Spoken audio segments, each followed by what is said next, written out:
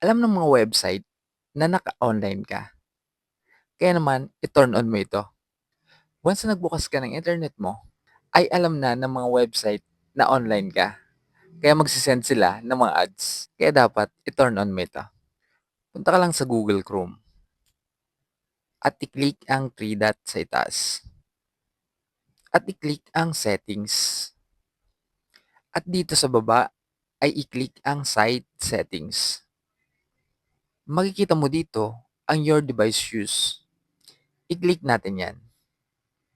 At mababasa mo nga dito na ask when sites wants to know when you're actively using this device.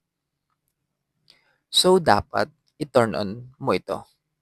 Simula ngayon ay hindi na makikita ng mga website na naka-online kayo gamit ang device na ito.